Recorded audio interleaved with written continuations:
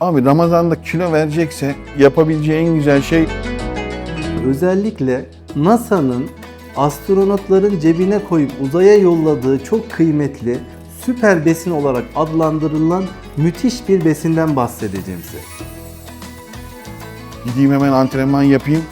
Onu kafasınlar, kendilerini iyi hissetmiyorlarsa, sindiremediğini düşünüyorlarsa, böyle davul gibi şiştiyse karnı, evinde otursun. En sık yapılan 5 hata. 1. Sporu Ramazan'da ikinci plana at. Daha zinde, daha sağlıklı, daha rahat hissetmek isteyenler için önerdiğim 5 tane bitki. 1. Mühim olan bu taraftaki kütle değil. Mühim olan öteki taraftaki.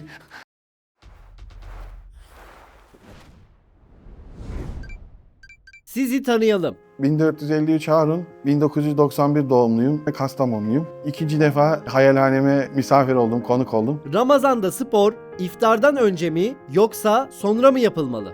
Ben ikisini de denedim abi birkaç Ramazan boyunca. Salon erken kapanıyorsa iftardan bir saat önce gelip antrenmana atıyordum. Çok şiddetli bir antrenman olmuyordu ama gene tatmin edici, en azından günü kurtarıcı bir antrenman oluyor. Ama salon Ramazan'a özel böyle geç kapatma gibi bir durum yapıyorsa o zaman iftardan bir saat 2 saat sonra hani yemeği de hafif sindirdikten sonra gelip antrenman yaparsanız çok daha da güzel oluyor abi. Oruçluyken idman yaparsam nelere dikkat etmeliyim? İftardan sonra idman yapacaksam nelere dikkat etmeliyim? Abi oruçluyken bir kere nabzına dikkat etmesi gerekiyor. Çünkü su kaybı da yaşayacağı için ister istemez tansiyon düşüklüğü olabiliyor şeker düşüklüğüyle. Full performans antrenman yapma niyetiyle değil de daha çok koruma maksatlı, hani antrenmanımı da yapayım, geri kalmayayım amacıyla salona gelirlerse daha iyi olur. İftar sonrası da hemen iftarı yaptıktan yarım saat, bir saat sonra gelmek yerine bir sindirim sisteminde yediklerimiz çalışmaya başlasın. 1,5-2 saat böyle zaman varsa yemeği yedikten sonra gelip antrenman yaparlarsa çok daha iyi olur abi. Ramazan'da bu kütleyi korumak için ekstra beslenme ya da idmanla alakalı yaptığınız farklı şeyler var mı?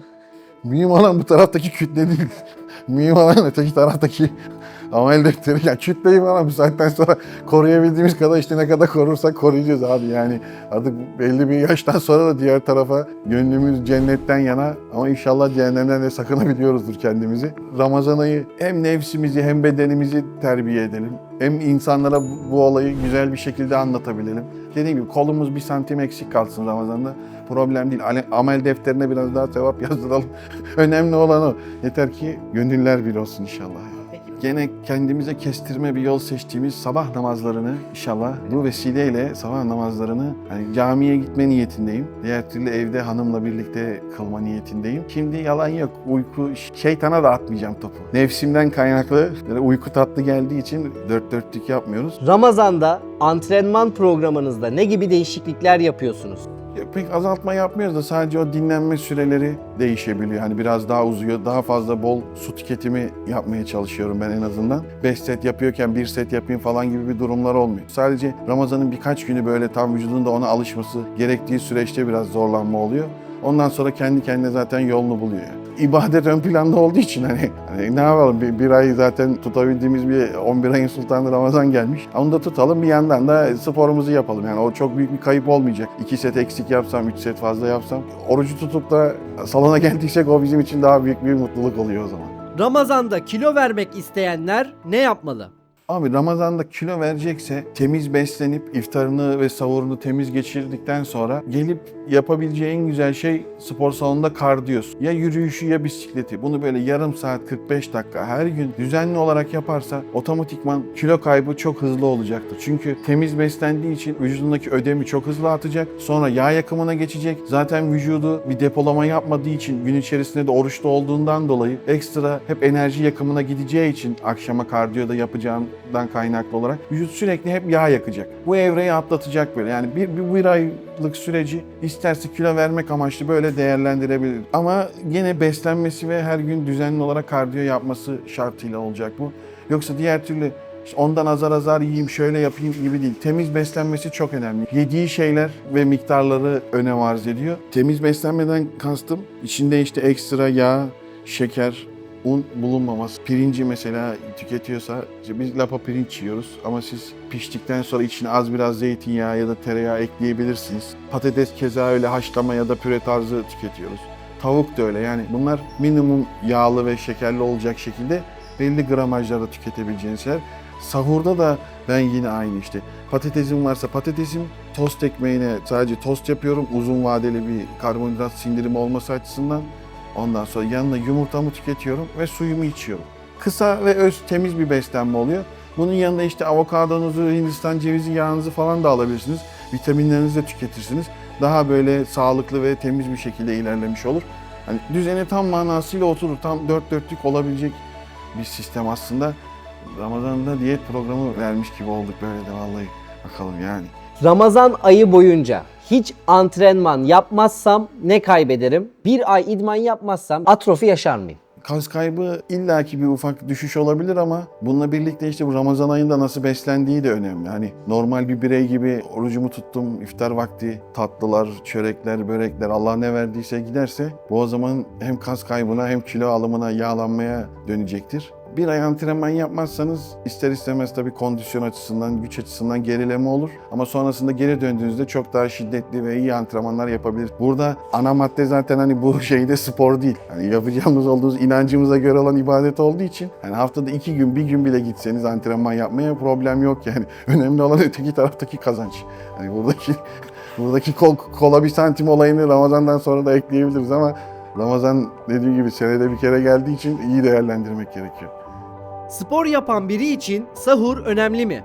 Ben sahur yapmaya inanıyorum abi spor yapan biri olarak. Yani en azından çünkü gün içerisinde de vücudumun hareketlerine devam edip depodan tüketimiyle birlikte kaslarımı en azından kaybetmemek adına temiz bir karbonhidrat alayım. Ya da en azından alabildiğim kadar bir karbonhidratla protein alayım diye sahur yapıyorum. Yani kimileri su içip yatıyor mesela sadece. O bünyesi tam öyle alışmış. Ama spor yapıyorsanız bir sahur muhakkak ki yapmalısınız. Yani hiçbir şey yoksa bile işte bir yumurta haşlayıp bir yarım ekmek tost bile olsa bunu tüketip sahurunuzu yaparsanız gün içerisinde sizi en azından daha dinç ve enerji kılacak. Akşama doğru pil bitmeye başladığında zaten oraya kadar götürecek bizi. Zaten sünnet gibi sahura kalkmak. Su bile olsa içmek lazım da bir sahur muhakkak yapın yani. Sizin sahurda özel tercih ettiğiniz gıdalar var mı? Abi ben tost, hepsi tost, yumurta, patates püresi ben bunları tüketiyorum. İşte yanında imkan oldukça bol bol su içmeye çalışıyorum. Onlar bana iyi geliyor. Hem sindirim açısından hem gün içerisinde enerji verme durumundan ötürü. Sahur meselesi sünnete uyma, bir ibadet ciheti de var. Bir manevi kazanç da var orada. Onun da niyetindeyiz. Hani o sevabı da kapalım diye. hani niyetindeyiz. Hani bilerek yapıyoruz. Hani niyetindeyiz diye o niyetle şey yapıyoruz abi sahurda. Ramazan ayı boyunca spor yapanlara beslenme konusunda ne gibi önerileriniz olur? Tansiyon ve şeker olayına dikkat etmeleri açısından dediğim gibi böyle aşırı yemeği yiyip falan çok yemek yedim gideyim hemen antrenman yapayım onu kafalarından atsınlar. Kendilerini iyi hissetmiyorlarsa sindiremediklerini düşünüyorlarsa böyle davul gibi şiştiyse karnı evinde otursun o gün. Sporu Ramazan'da ikinci plana atsın. Ramazan'ı bir inanan olarak güzel bir şekilde geçirecekse ibadetine yönelmeye çalışsın. Antrenmana gelemedim diye, antrenmanı kaçırdım diye falan üzülmesinler. Hiç direktman ibadet odaklı gitsin. Ama ikisini de ben dengede tutabileceklerine inanıyorum. Çünkü bu sene erken oluyor çok şükür. Saat 6 gibi falan iftar olacak. Yani güle oynaya bu Ramazan'ı geçireceğimizi düşünüyorum ben. İnşallah çok böyle güzel anılarla dolu bir Ramazan olur bu hepimiz için. Ramazan boyunca sporcu ürünleri kullanımları devam etmeli mi? Hangilerini önerirsiniz? İmkan varsa devam etmeli. Vitaminleri zaten kullanmaları lazım. Kreatinlerine devam edebilirler. Protein tozunu içebilir. Yani et ya da tavukta sıkıntı oluyorsa yani maddesel açıdan takviye amaçlı günlük protein ihtiyacını kurtarmak için protein tozunu da ekleyebilir. Onun haricinde imkan varsa antrenman öncesi gene BCA'nızı içersiniz, glutemininizi içersiniz. Ama temelde ilk başta bize gene ne lazım? Vitaminler ve kreatin lazım. Bunlar hani daha en azından alınabilecek maddi açıdan daha kolay şeyler. Ondan sonra protein tozu, işte BCA'sı, glutamini böyle eklenerek gidebilir. Sahurda protein tozu içsem yeterli olur mu? Yok olmaz ya. Yumurtayı yemesini tercih ederim. Yani en azından yarı yarıya bölmesini isterim. Çünkü ben öyle birkaç sefer o hatayı yaptım. O kadar uzun vadeli götürmüyor protein tozu suyla içtiğiniz zaman falan yani. Ondan dolayı gene hani bir yumurta en azından sindirim sisteminizde dediğim gibi devam etsin çalışmaya diye. Bağırsaklarınız da rahat etsin çünkü o da önemli o süreçte. Hani gene bir yumurtayı haşlayıp bir iki yumurta Yani onun yanında bir ölçek protein tozu tamam varım ama sadece bütün sahur boyunca protein shake için falan bir sahur falan olabilir. Ama böyle 2-3 sahur hep bunu yapayım dediğiniz zaman onu pek önermiyorum abi. O bana iyi gelmedi. Ondan dolayı tavsiye etmem onu yani. Ramazan boyunca kas kütlesi kazanmaya mı odaklanmalıyım yoksa olanı korumaya mı odaklanmalıyım? Bence olanı korumaya odaklanmalı. Kas kütlesi de kazanabilir. Çünkü oruç gerçekten iyi bir detoks da oluyor vücuda. Temizliyor. Bu evrede hem temiz beslenebilirseniz, ne kadar şekerden uzak kalıp temiz karbonhidrat ve protein alabilirseniz antrenmanla birlikte bunu ileri de götürebilirsiniz. Bunları yapanlar da var. Ama işte odaklanma gerektiriyor. Bir de başka bir işinizin de olmaması lazım. Şimdi gün içerisinde bir yerde çalışıyorsun 8-10 saat. Onun üstüne geleceksin, evde iftar yapacaksın, antrenmana gideceksin, gece sahur var. Teraviye gidiyorsanız teravih var, yani gidin. Üstüne kas da koyabilirsiniz dediğim gibi ama işte yani sadece işi bu olsa yapar. Güzel değerlendirip de geçirebilirler Ramazan'ı. Ama şimdi biz hem öğrenciler oluyor, işte çalışanlar var. O yüzden hani az kayıpla olanı ne kadar kurtarabilirim odaklı gidip gene ne olur ibadet amaçlı, hani kötülükten, kötü sözden, hani kötü niyetten uzak kalıp sabırla, dirayetle inşallah Ramazan'ınızı geçirin ne olursunuz. Ramazan ayı boyunca idman yapmadım. Eski formuma dönmem ne kadar zamanımı alır? 2-3 senedir düzenli antrenman yapıyorsa 1-1,5 ay gibi bir süre zarfında tekrardan formunu yakalar. Bazen Ramazan'da komple idmanları bırakan arkadaşlarımız da var. Ama toparlama süreçleri kısa oluyor. O da bir altyapıları olduğu için kayıp değil, avantaj oluyor. Spor yapan birine Ramazan boyunca su tüketimi hakkında neler söylemek istersiniz? Bol bol tüketecek ama bir seferde böyle 3-4 litre değil de düzenli, hani 15-20 dakikada bir, yarım saatte bir en azından gene 3-4 litreyi bulması gerekiyor. Antrenman yapıyorsa antrenman sırasında da suyu içmesi lazım. Tansiyonu için işte soda içiyorsa sodasını içsin ya da izotonik içecekler falan var, elektronikler. Onlardan tüketebilir. Hani o sürece dikkat etmek gerekiyor ama maazallah hani kaş yapayım derken göz çıkarmayalım. Sadece gelin diyorum. Siz de bu Ramazan bizi yalnız bırakmayın. Siz de bizimle birlikte bir sahura kalkın. Bunun tadını alın diyorum. Yani ilk defa tutacak olanlar falan da varsa oruçlarını inşallah çok güzel bir şekilde geçer evlerinde. Annemin babamı kaldırıp sahura, onlarla birlikte sahur yapıp işte o gün oruçta olacağım niyetiyle geçen sabahlar güzeldi. Ramazan'da güllaç yiyelim mi? Yiyeceğiz abi, onu da inkar etmiyoruz. Bir dilim antrenmana gelmeden önce kısmet olursa bir dilim onu da yiyeceğiz. Gelip de onda işte kardiyo falan yapacağız, öyle atlatacağız ama bir dilim, küçük bir dilim. Onları da böyle ufak ufak hani hep kararında. Peki 1453 Harun orucunu nasıl açar? Mümkün oldukça gene ya patates püresi ya pirinç. Ramazana özel kısmet olursa mümkün mertebe az da olsa biraz et tüketmeye çalışıyorum. Kendimi iftarlarda ödüllendirip bir gün tavuk, bir gün et, o şekilde gidiyorum. Çorba tüketmiyorum. Çorba çünkü güzel doyurucu oluyor ama beni çok beslediğine inanmıyorum ben. Uzun yıllardır o yüzden çorba pek içmiyorum. Açtığım zaman bir hurmam varsa hurmam ya da zeytinim, su. Ondan sonra hemen patates püresi, pirinç, tavuk ya da et ne varsa onları tüketip onlardan da az yiyip kısmet olursa sonrasına antrenmana gidebilirsem antrenmandan döndükten sonra daha fazla tüketmeye çalışıyorum. Birden öyle hani birkaç tabak yemek yiyeyim düşüncesinde olmuyorum. Azar azar, maksat çünkü bir yudum su içtikten sonra bütün açlık ve susuzluk gittiği için ona fazla kaptırmamaya çalışıyorum. Suyu kaç litre içiyorsunuz? 3 ya da 4 litre gibi abi. O bantta ayarlamaya çalışıyorum. Bunu saymıyorum, dürüst olayım. Ama en azından evde günde iki sülahi bitirmeye çalışıyorum. Onu takip ediyorum yani. İftarla sahur arası ara öğünlerim nasıl olmalı? Siz neler tercih ediyorsunuz? Ben gene normal iftarda yediğim yemeği bir öğün ya da 2 öğün yapmaya çalışıyorum. Patatesi, tavuğu, eti ne varsa. İşte araya bir meyve sıkıştırabilirsem meyve sıkıştırıyorum.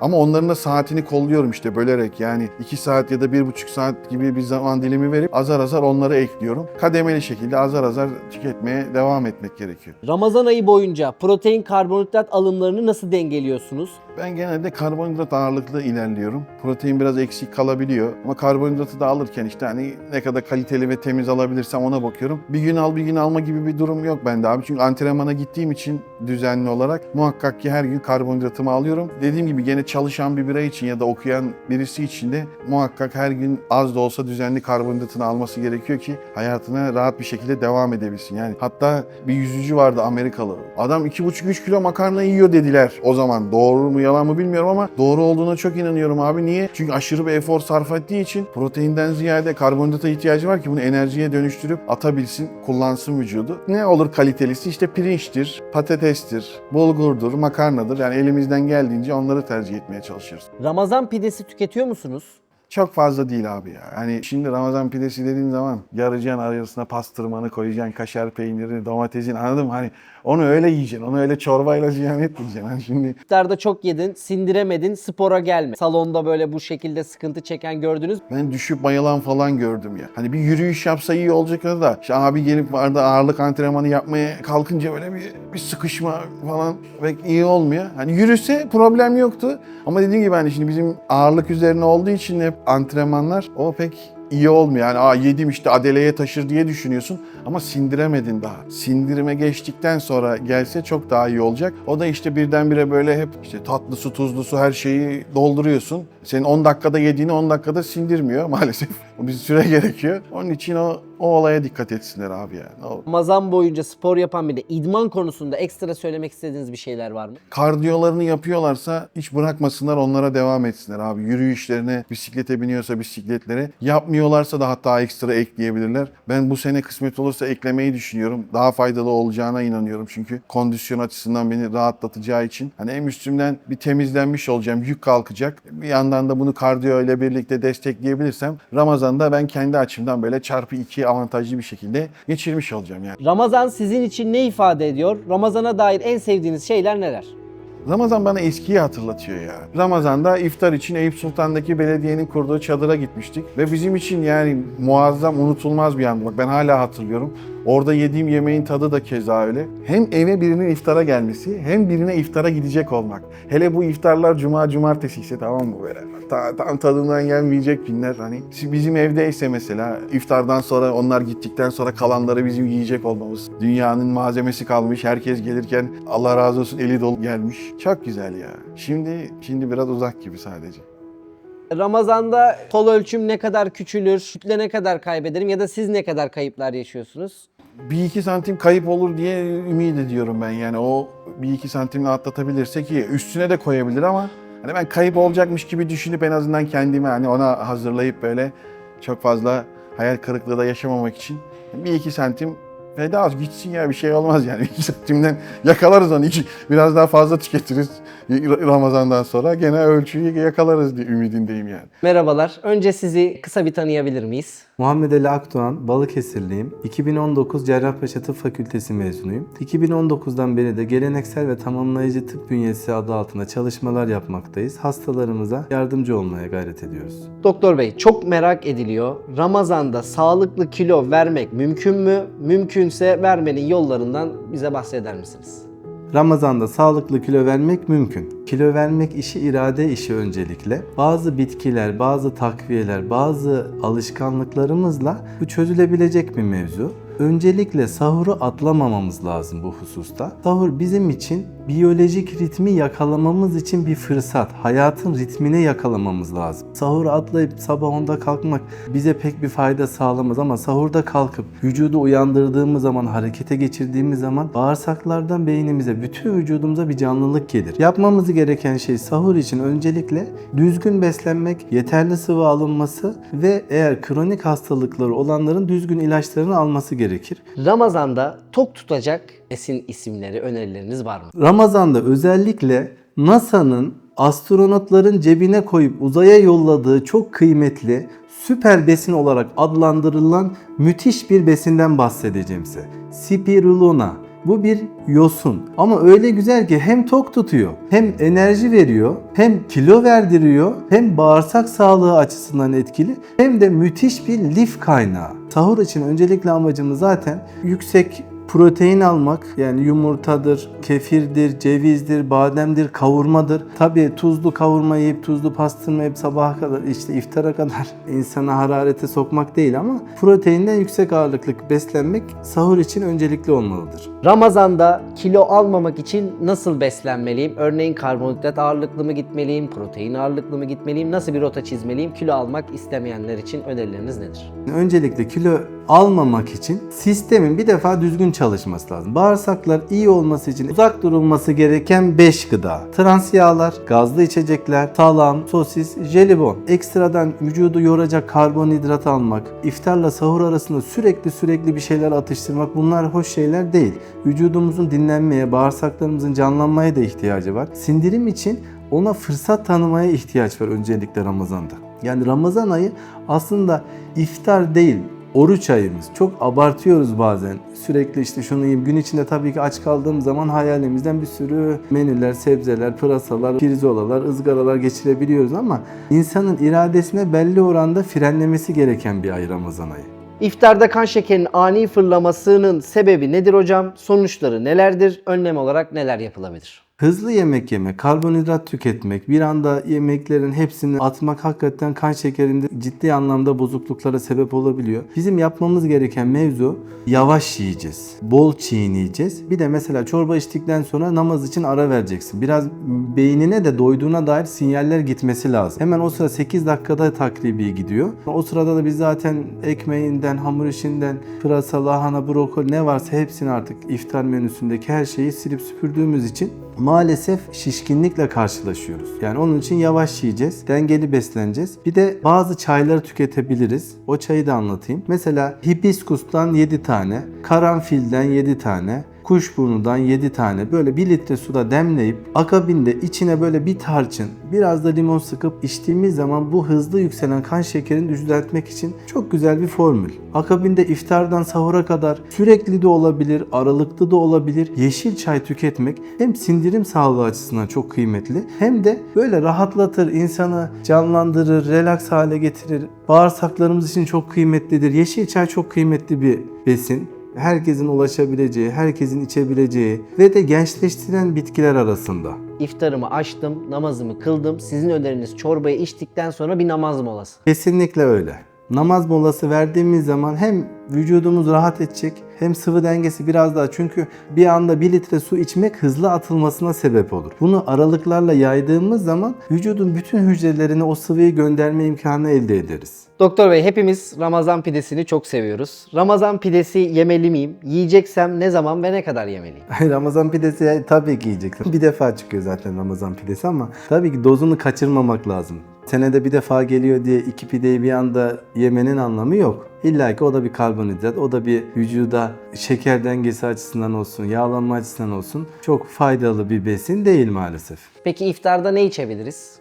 İftarda şalgam içilebilir, ayran içilebilir. Yani bunlar destek olarak kullanılabilen çok güzel içecekler. Meyve sularından taze sıkılmış nar suyu. Nar suyunun faydası saymakla bitmez. Kalbe de faydalı, böbreğe de faydalı, kan dolaşımına faydalı, antioksidan, her şeye faydalı mesela, kullanılabilir. Doktor Bey, iftardan sonra tatlıyı çok seviyoruz. Tatlı tüketimimiz iftardan sonra nasıl olmalı? Yani tatlı tüketimi illaki gerekiyor çünkü. Çok yiyoruz, abartıyoruz, kan şekeri dengesizlikleri bozuluyor. Onu da tatlıyla tekrar telafi etmeye çalışıyoruz. Meyve tüketmek belki daha kıymetli olabilir tatlıya nispeten. Ama Ramazan'ın vazgeçilmezlerinden güllaç arada denilebilir. Ama illa baklavadan 1 kilo yemenin anlamı yok. Vücudumuza yüklemeyeceğiz. Ramazan ayında özellikle hem bedenen hem zihnen bir detoks yapmamız şart. Hocam, bizler iftarla sahur arasını genelde çay ve kahve tüketerek geçiriyoruz. İftardan sonra çay kahve tüketimi ne zaman, ne sıklıkla, ne kadar olmalı? Ya kahve özellikle sindirim açısından çok faydalı bir besin ama böyle çok abartmamak lazım. Hep denge şart. Dengede şifa vardır. Dengede vücutta belli bir oranda kullanılsın. İçersin bir kahve, sonra teraviye gidersin. Yeter ama sık sık kahve tüketmek, bütün gece boyunca kahve tüketmek vücudun böyle alarme geçirir aslında. Dinlenmeye vakit kalmayabilir. Çay da aynı şekilde mi? Çay da aynı şekilde. Çaydaki özellikle mesela çay kahve tükettikten sonra yeterli sıvı alınması da şart aslında. Mesela bazen o ayarı da tutturamayabiliyoruz. Mesela bir insanın sıvı tüketimi günlük kilosuna göre 0,3 ila 0,4 arasında çarpılarak bulunur. Mesela diyelim 70 kilo birisinin. 0,3 ile çarptık mı günde 2,1 litre günlük su ihtiyacı vardır bunun. Ya da tam tersi 4 ile çarptık da 2,8 litre, yaklaşık 3 litre su ihtiyacı olabilir. Bunu da yayarak o iftarla sahur arasında temin etmemiz şart. Ama tabii ki illa su içmekte, yediğin yemekte de su var. İşte içtiğin meyve suyunda da belli miktar su gelir. Ama çayda durum biraz daha idrar söktürücü özelliğinden dolayı bir tık daha desteklense daha güzel olabilir. Doktor Bey, Ramazan'da hepimiz mide sorunları yaşıyoruz. Özellikle reflü gibi. Bu sorunları yaşamamak ve midemizi rahatlatmak için neler yapabiliriz? Nelere dikkat edebiliriz? Neleri yemeli, neleri yememeliyiz? Evet, iftardan sonra en büyük sıkıntılardan biri hakikaten reflü,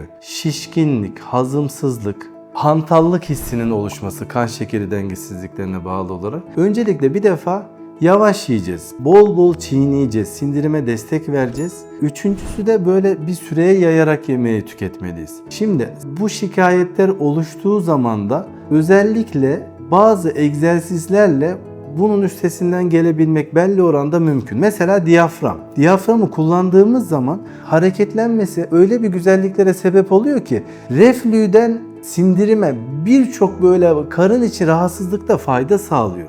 Burnundan alınan solunum diyaframı özellikle harekete geçirmekte daha etkili. Burundan nefes alıp vermek, gece solunumunu burundan yapmak, biz uyurken bile iç organlarımızda adeta masaj yapar. İç organlarımızın böyle hareketlendikçe hızlanır, sindirim daha rahat eder, şişkinlikler daha kolay gider. Aynı şekilde bazı noktalarda da midenin çıkışı, ince bağırsağın girişi, ince bağırsağın çıkışı, kalın bağırsağın hareketlenmesi, bazı noktalar var. Onları da size göstereceğim inşallah.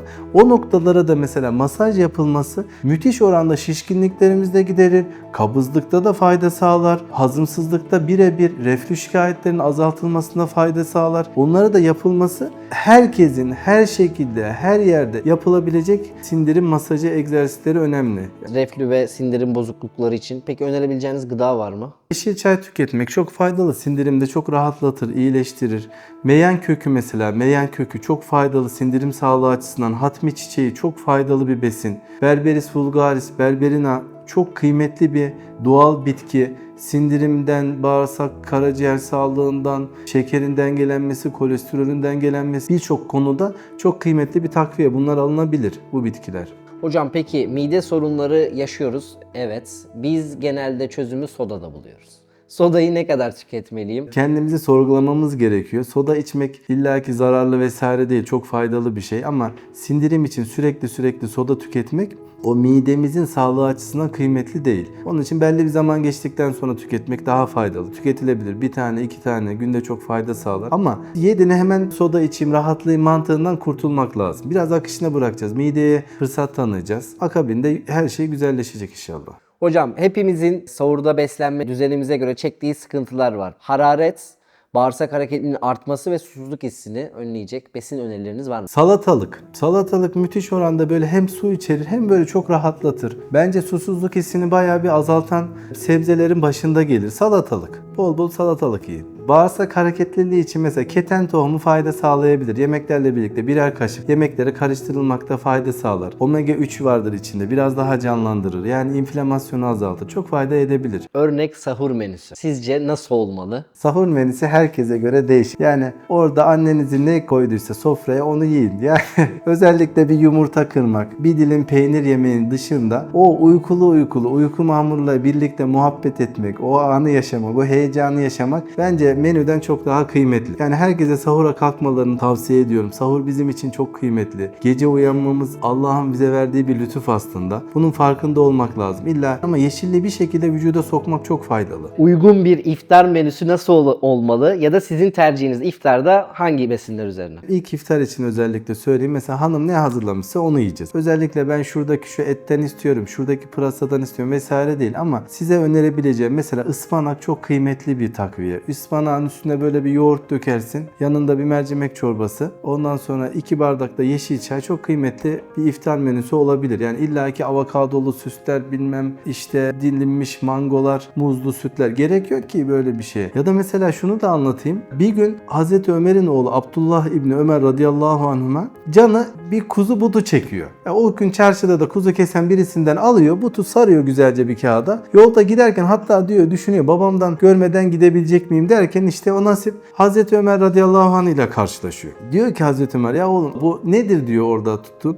Baba diyor işte bir kuzu butu canım kuzu butu çekti diyor. Ondan getirdim yiyeceğiz diyor. Diyor ki Hazreti Ömer radıyallahu anh ey Abdullah diyor kişinin her istediğini yemesi israftır. Her canının çektiğini yemesi israftır buyuruyor. Bu konuda Ramazan ayında özellikle kendimize çeki düzen vermemiz gerekiyor. Her bir TikTok'ta gördüğümüz yemek tarifi, TikTok'ta gördüğümüz bir lokantaya gitme etmek bize vebal olabilecektir. Yani bunu da unutmamak lazım. Midemize zulmetmeyeceğiz. Teravihe gideceğiz. Teravih aslında dinlenmedir yani mesela. Ona da dinlenmek için bile vakit bulamıyoruz. Öyle bir yiyoruz ki yani teravihde bile rahat edemiyoruz. Aslında rahat olmamız gereken bir namazda rahat olamadan kılıyoruz maalesef. Bundaki olay aslında medya bizi yanlış yönlendirebiliyor. Yani biz Ramazan'ı hakikaten bir detoks yapmak, bir itikafa girmek, vücudumuzu her türlü arındırmak lazım. Her türlü hem psikolojik hem bedensel olarak bir fırsat aslında bize. Arkadaşlarımızla barışma açısından da bir fırsat ama kimisi böyle durduk yere strese giriyor, rahatsız oluyor. Aslında tam tersi, Ramazan ayında millet helalleşmesi lazım birbiriyle. Allah'a daha çok yaklaşmamız lazım. Yemek üstüne yemek yiyoruz, kendimize zulmediyoruz. Yani Ramazan ayında dinlenmemiz gereken zamanda